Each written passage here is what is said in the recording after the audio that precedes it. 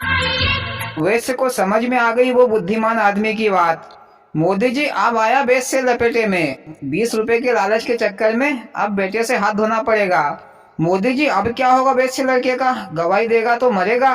फिर भैया बेच से उस बुद्धिमान आदमी के पास पहुंचा और ये सारी बातें बताई।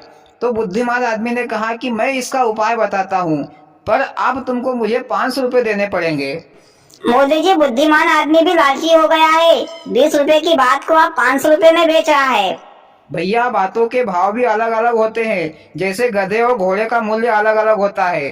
पहले बुद्धिमान आदमी ने सलाह दी थी कि ऐसी गलती मत करना, पर अब गलती हो गई है तो उसका उपाय बता रहा है, तो भाव तो बढ़ेगा।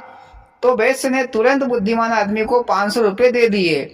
फिर बुद्धिमान आदमी ने कहा कि जब तुम्हारे लड़के को राज दरबार में पेश किया जाएगा तो तुम्हारे लड़के को फटे पुराने कपड़े पहना देना और तुम्हारा लड़का कपड़े को फाड़ता हुआ नाचने लग जाए।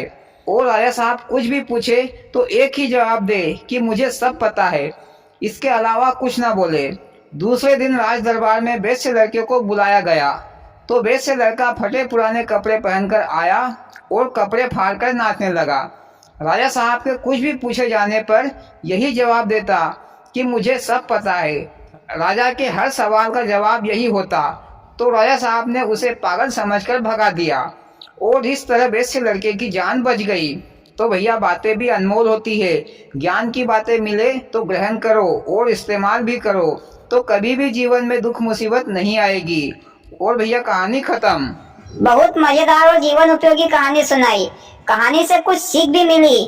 और भाइयों, आपको कैसी लगी मोदी जी की कहानी, कमेंट करके जरूर बताना। और भैया वीडियो को लाइक और चैनल को सब्सक्राइब जरूर करना। भोलेनाथ सबके साथ।